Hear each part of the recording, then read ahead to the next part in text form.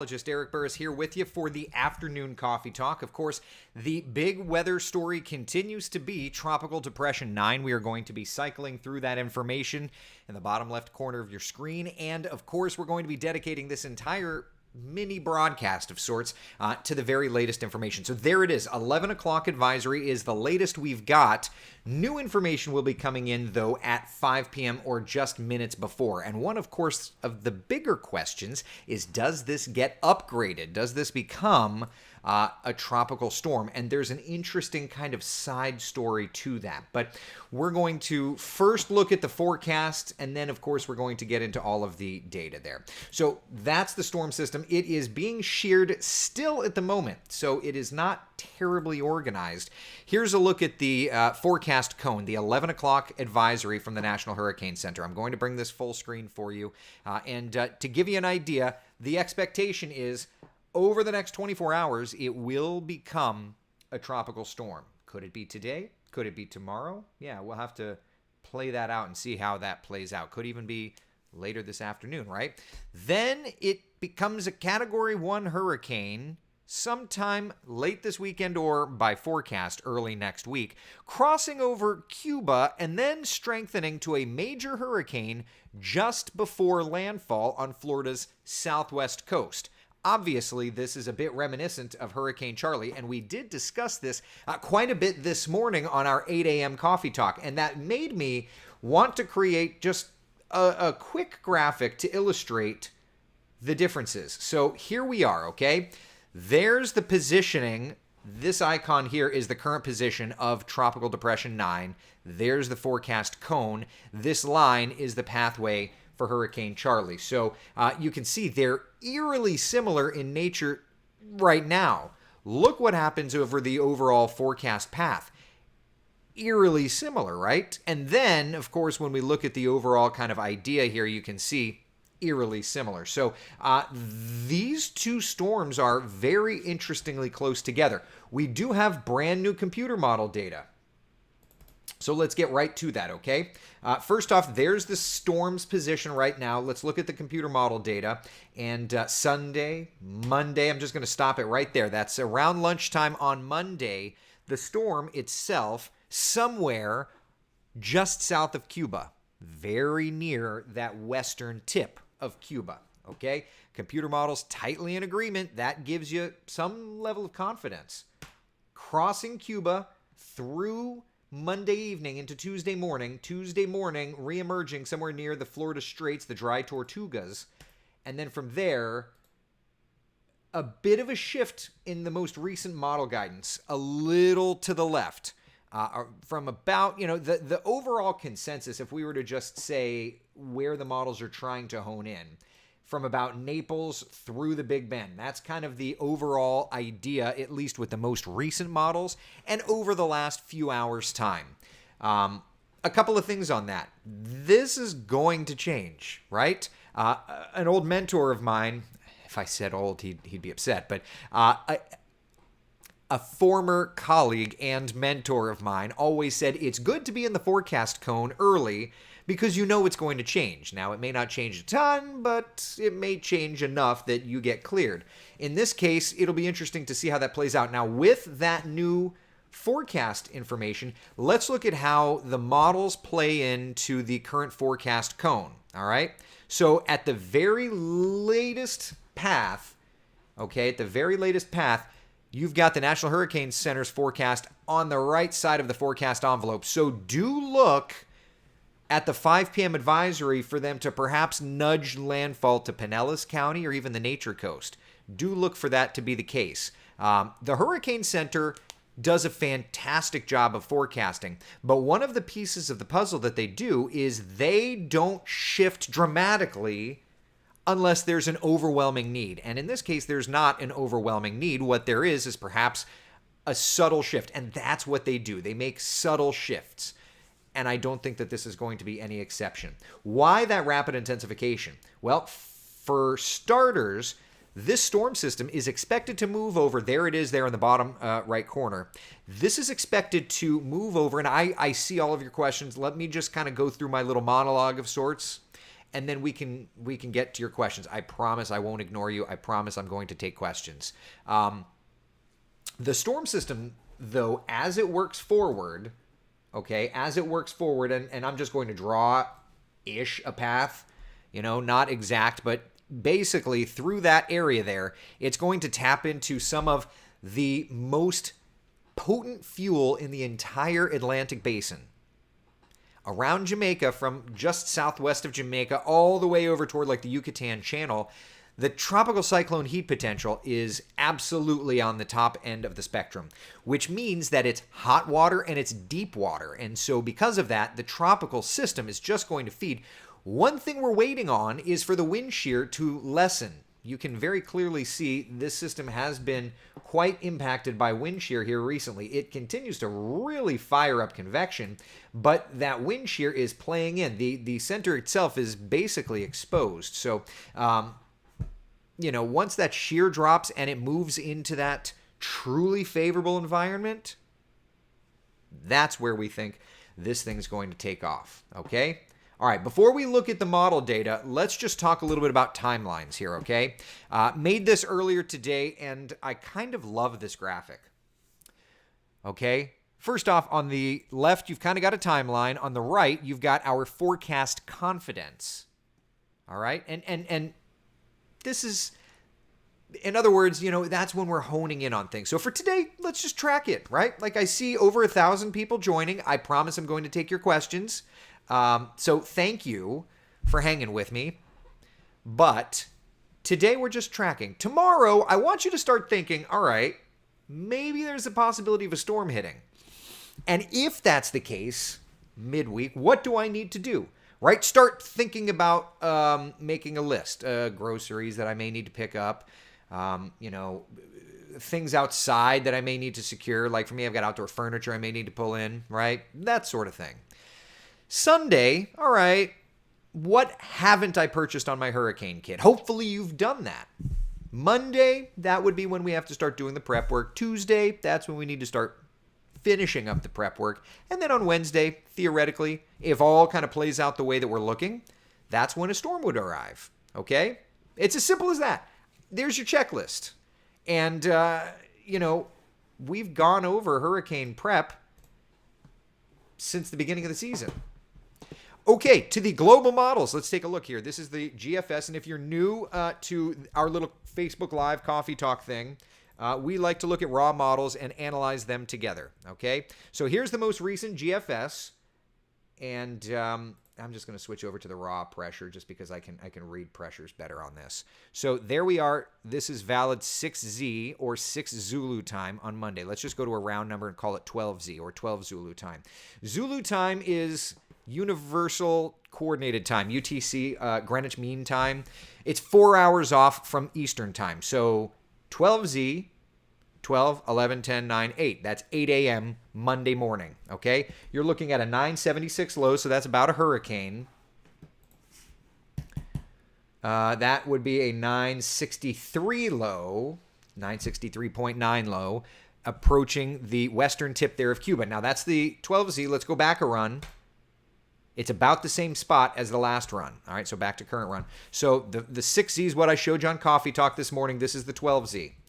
Getting into the Gulf of Mexico, that is a 958 low. So that's Cat 3.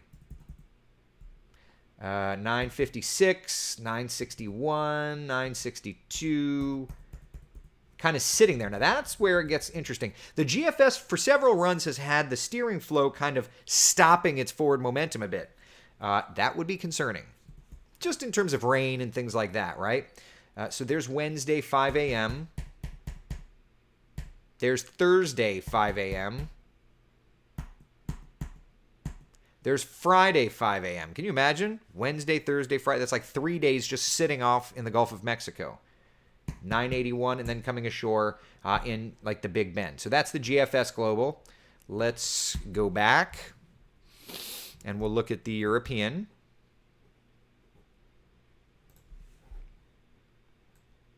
All right. We'll make a comparison. European, working to Cuba. A little west of the earlier run. That's the 12Z. Let's go to the 6Z. I'm sorry, not the 6Z, the 0Z, because the 6Z was short. Forgive me. Roll through time. Da da da da da. I forget. Drinking a Gatorade. I mowed my yard this afternoon. All right, so there's that 985 on the 0Z versus the 12Z. So it's like a little, actually it's a little further west. All right, crossing over 972, 958, 950, 952.9, 952.9 millibars. That's the 12Z, 0Z. So a little slower and stronger than the earlier run.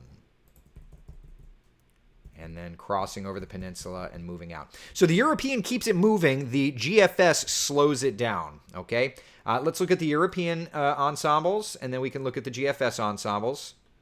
Ensembles, think of it as different flavors of the same model. It just gives you an idea. The tighter those ensembles are together, the more confidence you can have, I assume, in the model, you could say. All right? So there you go. We'll run through. Pretty tight agreement. It's like 94% of the European ensembles bring it right through Florida from like the Straits and the Keys all the way up kind of through the Sun Coast here, all the way up through the Big Bend. All right. So that's the European ensembles. Let's back this up and let's trigger the GFS ensembles. All right. Rolling through. Yep. Florida. Now, some of the members kind of go a little further to the north. I don't think that that's going to play out.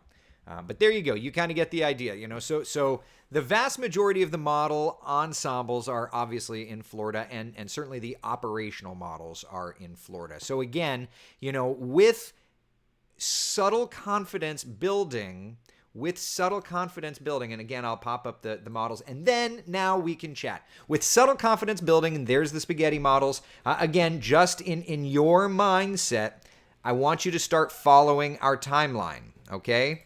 I want you to start following our timeline. Okay, questions. My apologies. Lauren on YouTube. Sorry, my question got messed up. What I meant was if it hits the panhandle, that puts us on the right side of the storm, which would mean more rain and wind for us in Central Florida. If it's far enough away, though, it would mean no impacts for us in Central Florida. So that's definitely, that's why at this point we're just tracking and the confidence is low, right? Because we know that these models are going to be changing. So the zeroing in on anything has not happened yet. All right?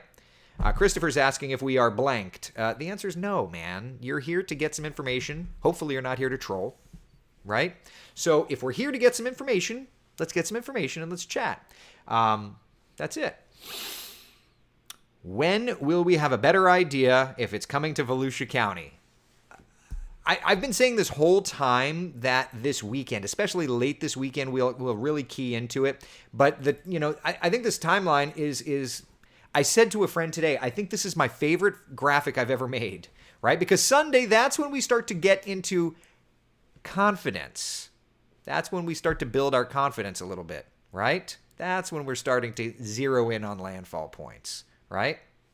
Mickey's asking, when would the earliest arrival of winds? Yeah, so good question. So basically, I put this together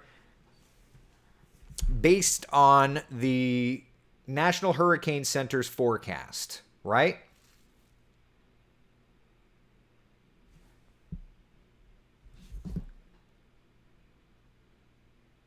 Oh my gosh. I think we have TD10, I think, stole. Oh my gosh, this is ridiculously funny. I think TD10, that's Gaston, hold on. I think TD10 just took the Hermine name. No way. From what I can see, hold on a second. Did that just happen? Hold on a second. Pause. This may be I just want to check. Oh my gosh. Yep. All right, guys. Gals. You ready for this?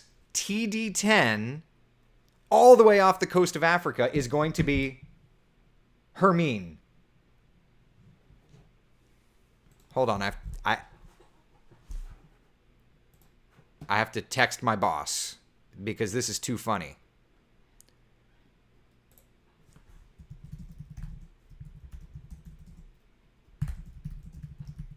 We have Hermine, but it's TD10. So if when TD9 is upgraded, it will be Ian. This is hilarious. So the Hurricane Center's best track data upgraded it. Yeah. Wow. All right. Sorry, I had to do that. I had to text the boss because it's ridiculous. This is why, and I'm not going to name names, but there are certain colleagues of mine, not at WESH, but there are certain colleagues of mine that say things like, future Hermine, future Ian. And it's like, it's not over till it's over. For what it's worth, I just laugh. Now, that, and Garrett brings up the point, the dreaded I storm. The I name is the most retired name on the list, which you never like to see.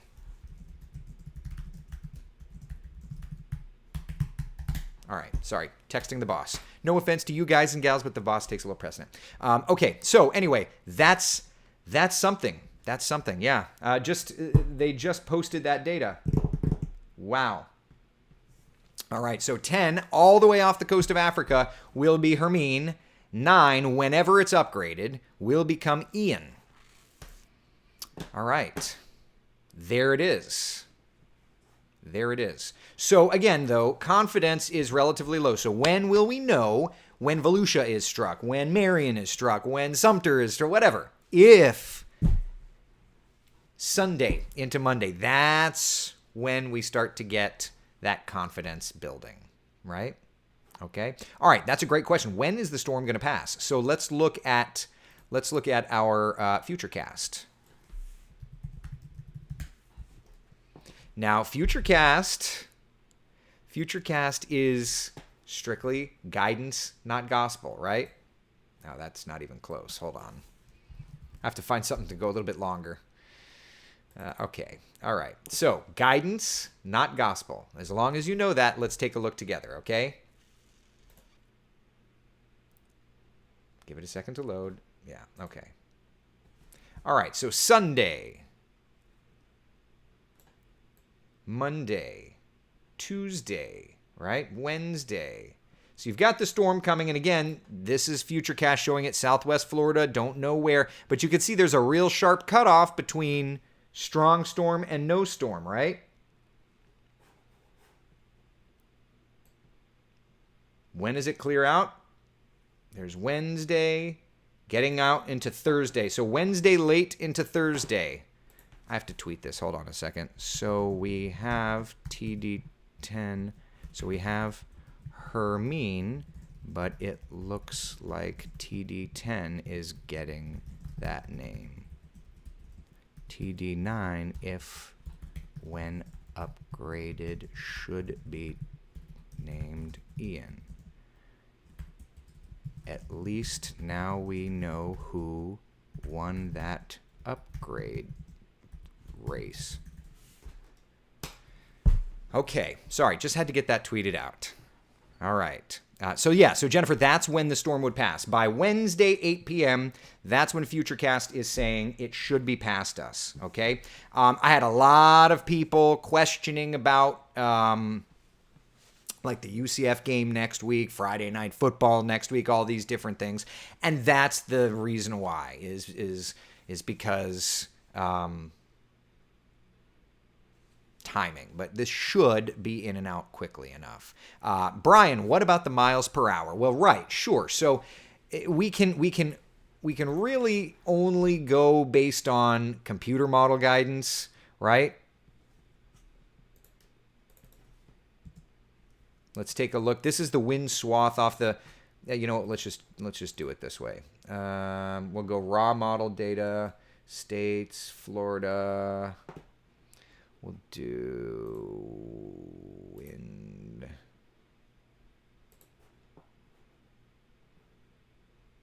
Oh, that's ensembles. Hold on a second. All right. So based on, and this is just the GFS model, but based on the GFS, like, we wouldn't really be talking about much in Florida, or at least in the peninsula of Florida, right? European, be talking about a few more gusts, especially in our southern areas. Like, according to the European, you'd be talking about, hurricane force winds, Brevard County, Osceola County. And again, this is just one model run, right? Like, that's the 12Z, you go to the 0Z, and it's a little further to the south. But with this run, it's a little shifted to the north. So that could significantly play into things, right? So that's peak wind gusts at this point. So, again, run to run, this is going to change. This is going to go back. This is going to go forth. So, you can't really, there's a perfect readout. So you can't really take too much to the bank on that.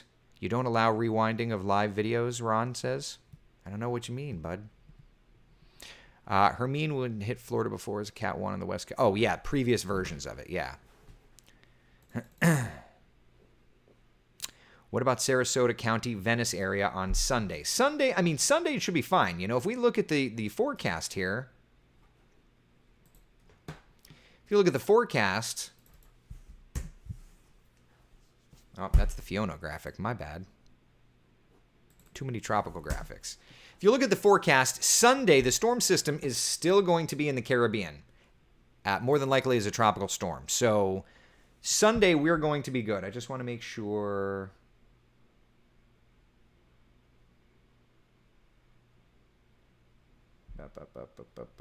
Okay. All right. Sorry about that. So, yeah, Sunday, I think we're good. Matthew, I don't want to see that GFS run again earlier where it stalled right over Central Florida. Oh, I know it. Mickey, do you think it's going to stall? Lots of rain if it does. It all depends on the upper level dynamics. The odds of it stalling are pretty low, but if it misses its weakness, if it gets started to turn and then misses its weakness, then it could stall. So, yeah. Mike, I just joined. What about Marion County and Northern Lake County? So again, at this point, it's important to note, out of all the data that we have, we don't have full confidence on where this is going to go yet. So I think at this point, Mike, if that's asking about Marion County, we're not making county by county graphics. This is to me the key. Right now, confidence is low. Exact zeroing in on the models, zeroing in on the forecast is going to come starting like Sunday, Monday. Sunday, Monday, we're going to start to get somewhat confident. Right now, there's low confidence. We have an idea, but we don't know anything more than just an idea, right? So based on that, Sunday into Monday is when we'll start to know. Until then, we're just watching trajectories. We're watching computer models. They're going to be moving and they're going to be shuffling around, okay? Sunday, Monday, we're going to start to zero in on that. And then Tuesday, we have a pretty good idea. Wednesday, it's going to make landfall, we think, somewhere. All right? So that's where we're at. Now, we are 5 minutes away from WESH 2 News at 4 o'clock.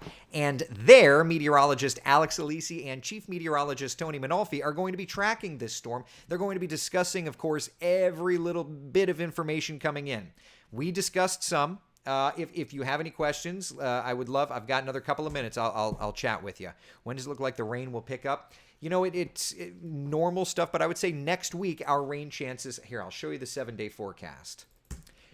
Next week as a whole, our rain chances are going to start to be picking up, right? So there you go.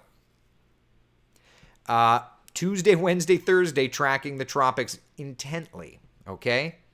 Monday, storm chances going up, but Tuesday, Wednesday, Thursday, we have to fine-tune this. Remember, we have not yet fine-tuned this. This is my favorite graphic. I'm going to use the snot out of this thing.